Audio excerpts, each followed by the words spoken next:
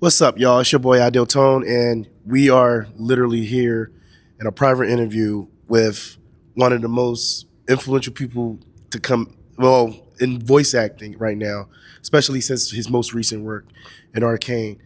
Reed Shannon, the voice What's of up? Echo from What's Arcane. up? What's up? What's How up? you doing, man? Good. Happy to be here. Good to have you. Glad you can do this interview with us.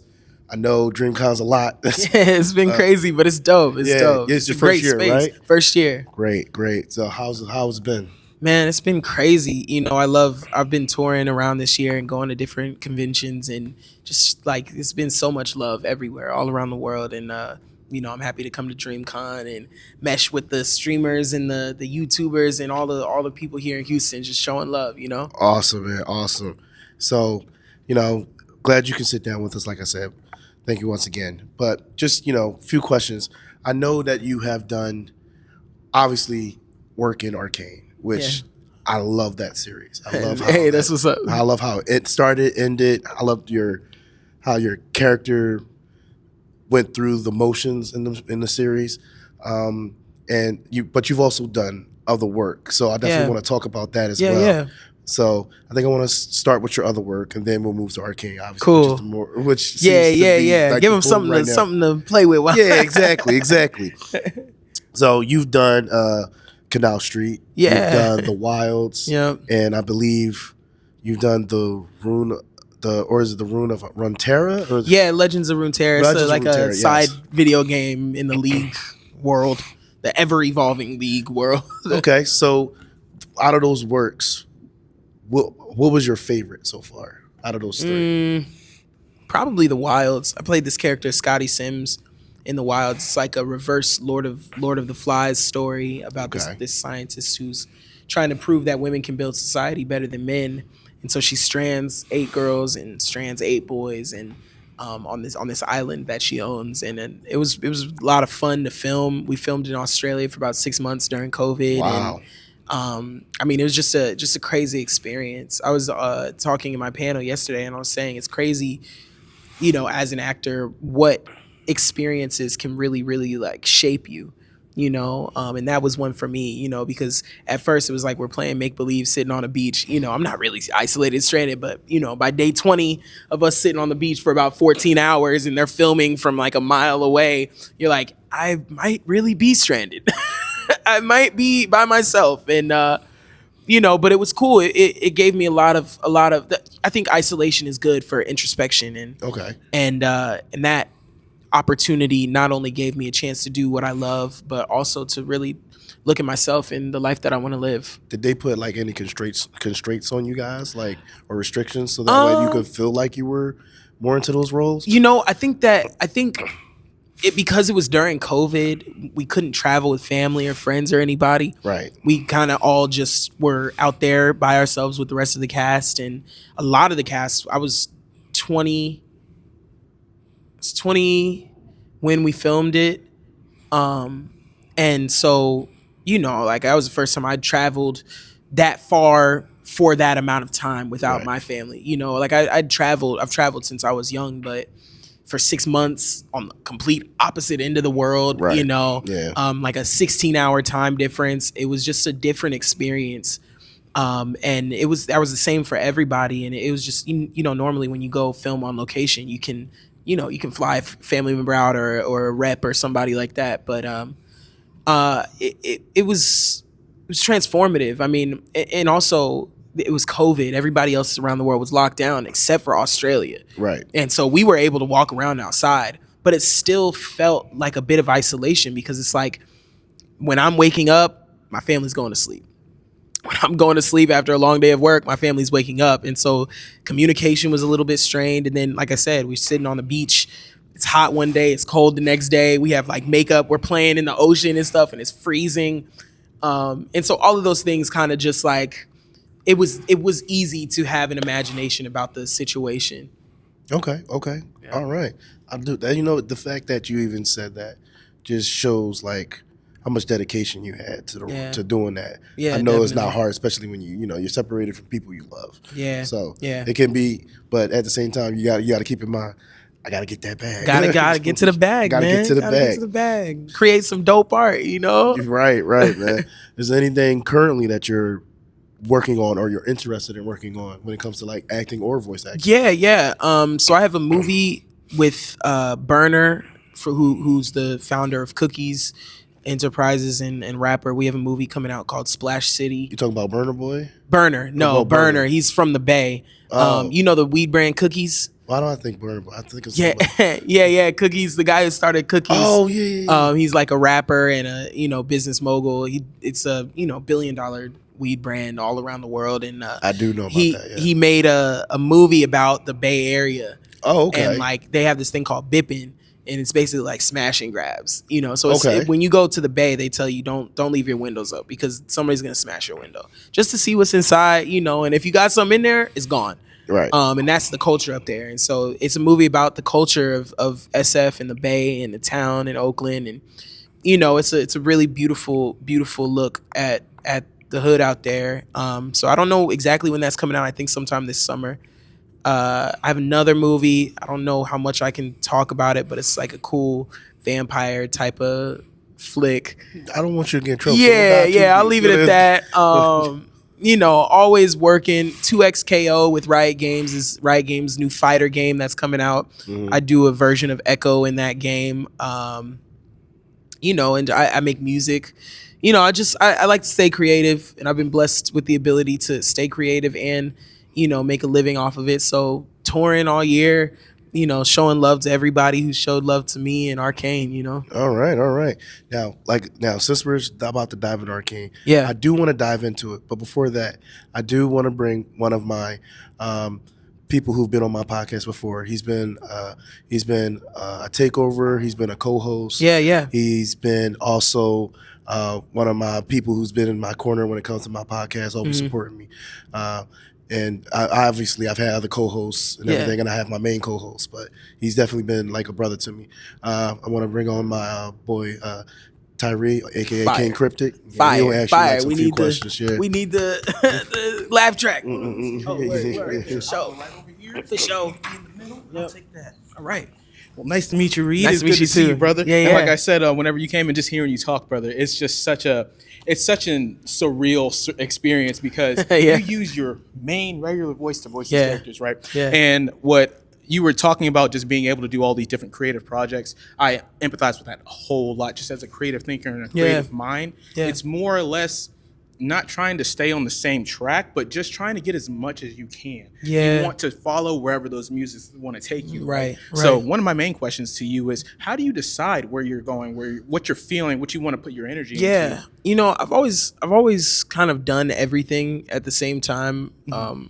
I started out in musical theater, so that's singing, acting, dancing, and over the years of me building my career, a lot of people have been like, you can only do one thing. If you want to act, you gotta sing. You can't sing. If you want to sing, you can't act. And I just never believed that, and so I just continued to develop myself, and over time, like the opportunities arose in the ways that were presented because I was prepared to step into the roles of somebody who's doing everything. So like when I was filming The Wilds, one of my castmates, Aiden, who's genius producer, genius actor, he and I spent a lot of time making music while we were filming, and I'm independent right now, so it was just a matter of us getting a record that we liked and putting it out. And I believe the first record that we put out is like 300,000 streams. All right.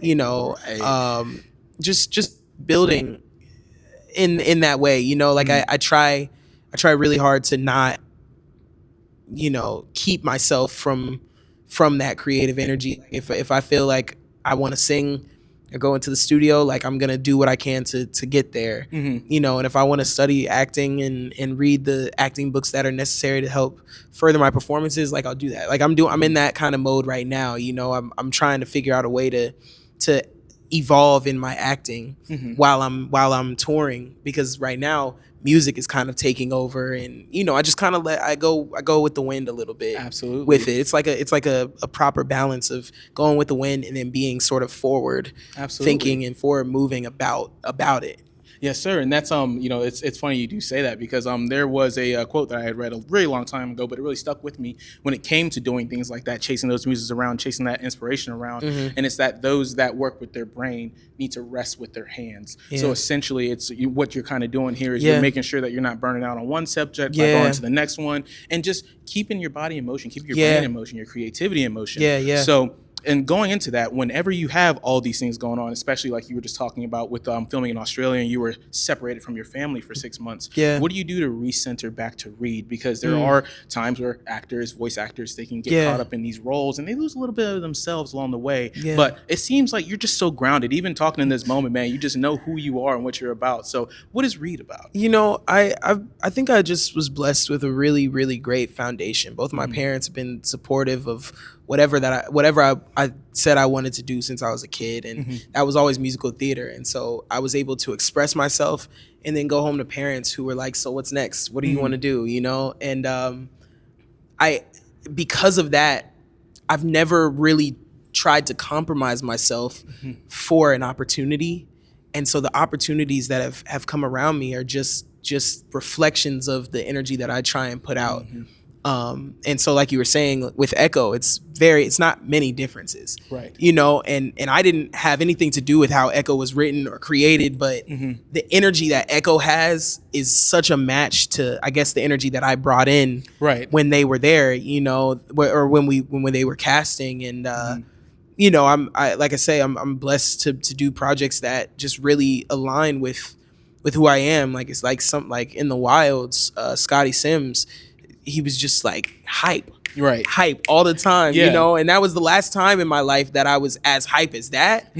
But it was almost a farewell to who I was as a younger man, you know, and almost an entrance into, okay, isolation, it changes people, and regardless to how you've been changed or traumatized, for lack of a better word, it doesn't have to be who you are. That's just a part of the story. Yeah, absolutely. And you know, going into Echo there, just touching back on that, you were saying how Echo, you brought a lot of the energy that you already had into that character. Did you feel like you had to draw from any other type of inspiration to kind of help push that story along, just relate to Echo a little more? At first, I thought I did. I went in, you know, because I've done voiceover singing wise. I've done like announcing voiceover, but I had never done a full character myself before Echo. And I mean, I just had so many ideas, you know, like I grew up watching things like Seth MacFarlane and Robot Chicken, like Family Guy, a bunch of stuff where it's like crazy, you know, crazy voices and crazy, you know, but when I went into the booth, they were just asking me to be myself, you know, bring whatever I already have to it, you know, and you know, I think that it raised some confidence in me, because to have these people who love this story, you know, like they were there from the conception of it, right? To say, hey man, everything you're doing is great, just keep doing it. That really, really showed me that not only do I have something to offer in terms of entertainment, but it's just a matter of staying the course, really. Absolutely. And I'm here to tell you that we are also in your corner, because you are probably one of the dopest individuals that I've met this whole convention. You are just so authentic and so real. I appreciate it. One more question for the people at home before I hand it back over to Tone here. When it comes to doing voiceover work, when it comes to being an actor, do you have any advice for people that, like you were just saying, that think they have to be the Seth MacFarlane, think they have to have that vocal range to do all these things when they're looking for work? I mean, everybody's path is different, you know, and I a lot of people have been asking that similar question. And I've been telling people, just keep following storytelling, you know, don't be afraid to be a grip person at a musical, you know, just to see the story development and see the love and passion that people put into it, and working with people who are in your community who also want to do the same thing, you know. That's the industry that we're in right now. You know, it's these bigger companies are trying to figure out what they want to do with streaming and, you know, how the model works, but while they're doing that, the independent people, the independent creatives are creating, they're molding and shaping and you know, pushing the next generation of creativity into a position where it doesn't matter you know, who you're with or who you know. It just matters if you made it and you're proud of it. That's Absolutely. it. Yeah, absolutely. It's just I like to say a lot of times that we're entering the era of the band kid. We're entering the era of the drama kid. Absolutely. Where everybody is actually starting to realize that artistry does not have to be this mainstream machine that goes out that just needs to get as many views as possible. Yeah. It's just about being you are. Something like DreamCon 10 years ago didn't exist. But in 10 short years, we we were with Kai last night at the basketball game. Like he's one of the wealthiest men and one of the most influential men in the world. You know what I mean? 23.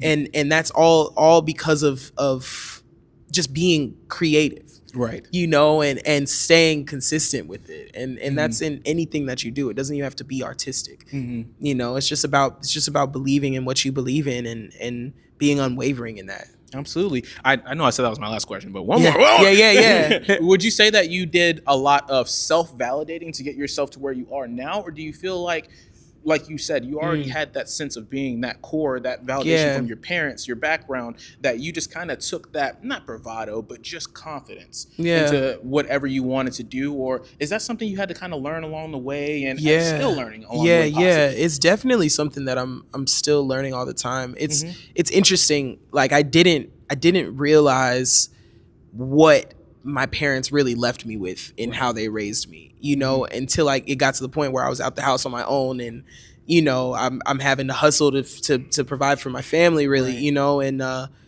it showed me that I do have a reserve of confidence, but I still have to do the work to pull it out of myself, in this industry.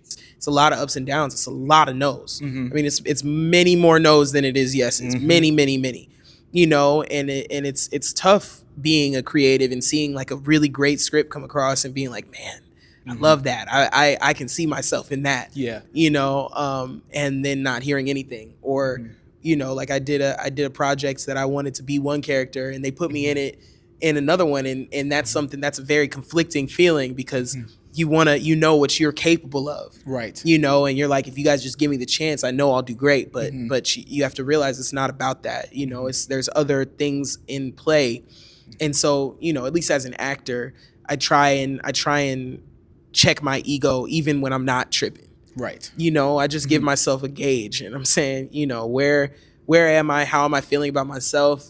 What is this? What can I observe about a situation before I step into it? And how can I minimize conflict? Yeah, absolutely. That's sort of how I run, because it's just there's so many people who have so many perceptions about so many things, and I just really wish and pray for the world to be a peaceful place, and the least that I can do is be peaceful in myself, right? And not let the outer things affect what I got going on, because I got to live with this. Yeah. It doesn't matter if I don't book that one thing. That's somebody else's story. Goosebumps right now. I just want y'all to know goosebumps, because that was hard. That was some real good information and a very good tip for the audience. And I'm gonna hand it back to Tone, because I can talk to you all day long. Yes, brother. But thank you for being here. Thank you just for being you. And I look forward to seeing more of your work. Yes, sir. Yes, sir. So here you go, Tone. Thank you, sir. Well, throw it back to you. But yeah, we've worked on different stuff together. Dope. So going back to the final thing that we said we were going to discuss. Yes. Which we touched on it a little bit. Yeah. Arcane. Yeah. When it comes to Arcane, what was first of all, how did you get even into the position to get to the role of Echo? Yeah. So when I moved to Los Angeles after my first professional role was young Michael Jackson on Broadway. Okay. And so then me and my parents, we moved to, just like I was saying, my parents were very supportive. They said, okay, we see that you have an opportunity to build a career in this. Let's move to Los Angeles and give it a shot. They were very gracious with that decision because, my parents are retired and, they didn't have to do that. But we moved to Los Angeles and they gave me one ultimatum. They said, you need to continue to focus on personal development and, and just learning all that you can. So then when I got to LA, my first job that I booked was singing on Blazing the Monster Machine, singing like songs for kids, teaching kids lessons. And I did that for about 3 years, and I didn't do any voiceover around that. Nickelodeon really enjoyed what I did for Blazing the Monster Machines, and so there were a couple of times that I would sing on shows like Shimmer and Shine or like Game Shakers. I sang. They had one episode where it was a Jackson 5 spinoff, and so I ended up singing that. And then what happened? And then a few years went by, and I was having a meeting with my agents, and the voiceover department head came in, and he was like, "Man, you've been doing VO for so many years. Why are you not auditioning for more?" But I was in VO as a singer. I wasn't really like a voice actor at the time. And that first week that I signed with him, he brought across the table the opportunity to announce for Cartoon Network and Arcane. And so, on Cartoon Network, I did Coming Up Next on Cartoon Network for years. And wow. And then quietly, we were recording Arcane, which I didn't know at the time. It was just Untitled League of Legends project. Hadn't even been sold to Netflix or anything like that. Okay. And that's really how it happened. And then, the rest is history with the show. That was I still to this day have a hard time watching it, and people telling me, "Oh man, you brought such life to the show," and I hate even taking credit for it, because this just like crazy work that Fortiche did, crazy work that Riot Games put into it to make it this phenomena that it is. Okay, right. So my next question is, when it comes to your character that you played as Echo, what was the challenges or differences in playing the younger to the adult version? Well, I didn't play the younger version. Oh, okay. I see what you did. Miles Brown from Blackish.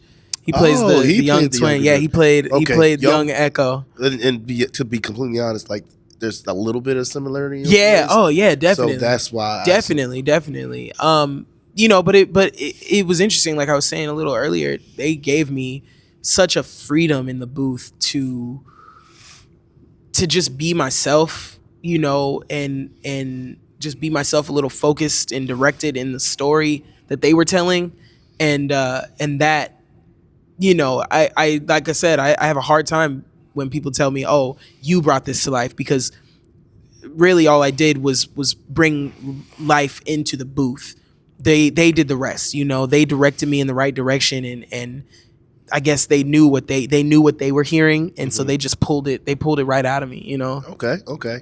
So when it comes to just the overall the world, so when it comes to like the world of Arcane, like did you immerse yourself in that world when you stepped into the booth? Like, did you get any like visuals of what was being done artistry wise? Yeah. When we started recording, they showed me a lot of different just mock-ups, animatics, and stuff that sort of gave me an idea about the world of Zon and the world of League. Told me more, and when I had questions, of course, they would answer them. And they showed me so much really cool art. And then when we would record the first few times of different episodes, they would have a sketched out animatic that we could follow, so we could see the action and we could see how hyped up it is. Okay. And then over time we would come back and record months apart and see how the project was developing, how production was coming along with the different renderings and everything like that. Okay. Now, when it came to your character's initial design, like especially the adult version, how did you feel when you saw them? So when I first signed on, they hadn't even changed his hair or anything yet. He was still, like this original Mohawk street punk kid, and to me that was cool. I was like, yo, shit, badass. Like, I always wanted a Mohawk when I was a kid. But then. Somebody asked me this downstairs, actually. I think that they just heard like kind of the swag that he had and the way that he moved, and I think they were just like, we gotta full send it, and so they showed me, and I was just like, yeah, this is a game changer. This is super super dope. I didn't realize though how effective it would be for people, just to see a fresh face black character with black hair on a production to this level. I didn't realize that people would be so moved by what seemed like such a small choice to me. Yeah, and when you see it, like there's so many cosplayers. Yeah. That do their own variations. Right. I've seen so many in the past year. Yeah, somebody today told me that they started growing locks because of Echo, and that to me, that's super dope. That is dope. He's like a year and a half into his lock journey, and it's like, it's because of a character that I did, bro, and he just came up to the table to say that. That's love. That's amazing. That's amazing. The fact that a character that you voiced has so much influence on this community is amazing. It truly is. Yeah, it's a blessing. So I definitely have to ask this question. Yeah. When it came to your battle with Jinx on the bridge, how did it feel voicing and then watching that being animated? Oh man. Because that battle was cool. I don't know. The first time I saw it, I was in Australia actually, and they booked me to record because Australia is just a country. They booked me to record in some guy's house. He was like the only person within 80 miles that had a system that they could connect to, and he had this little TV, and in my head it like seems more vintage. It was a cluttered room. I mean, probably hadn't been recorded in there in like 25 years, but he had this little TV, and I saw the animatic that they sent, and I was just like, yo, this is killer. I didn't know what, it would be on Netflix or anything. I was like, man, whoever sees this, like, this is gonna be dope. Right. But then the reception of it was mad. Super, super crazy. You know? That was probably a lot of the community's favorite battle. Yeah. I've seen there was so much that impacted on that battle. Not only it went back to their childhood that played on what happened in the future, but also like the emotion and everything that came with it. We see so many fights in TV and film, and sometimes they're done really well, and you can understand that every hit is a line, it's saying something, but in the way that they did it, it was just so beautiful to see how they use art and the story development to create this dialogue between Echo and Jinx. It's just beautiful. Oh, yeah. All right. Well, we're running low on time. No worries. But this has been a very great conversation. Yeah, absolutely. So, but before we get out of here, there is always a question that I ask. Yeah. So, first, I'm gonna ask you a question just to get a feel. Okay. Are you more into anime or cartoons? If you had to choose. Probably cartoons. Cartoons? Okay. Yeah, Give me your top 3 cartoons. Top 3. Okay. Well, this is an anime, but I love it. Assassination Classroom's top of my list. We'll take it.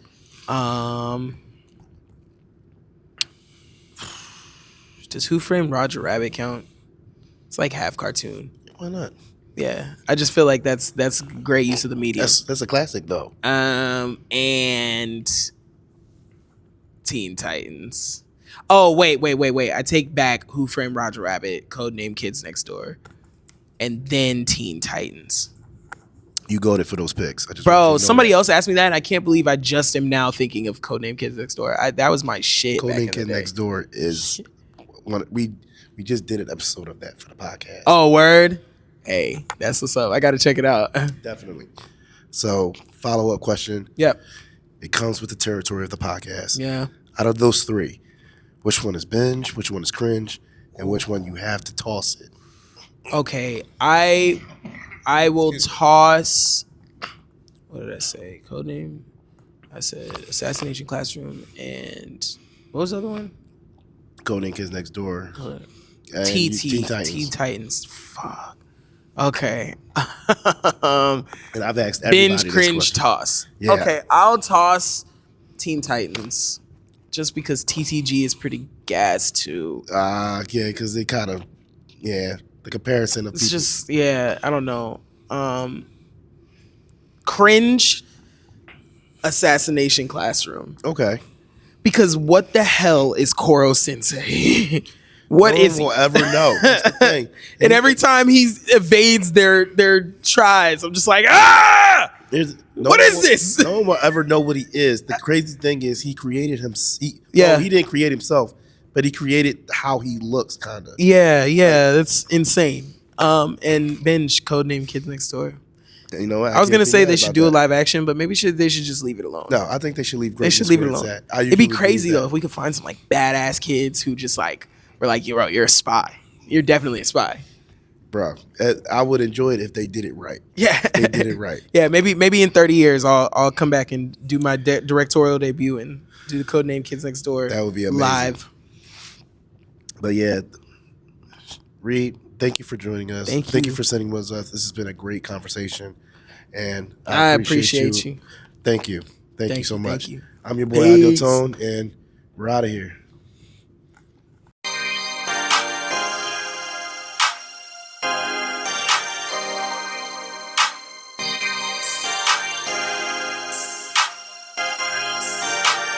Beats by DJ.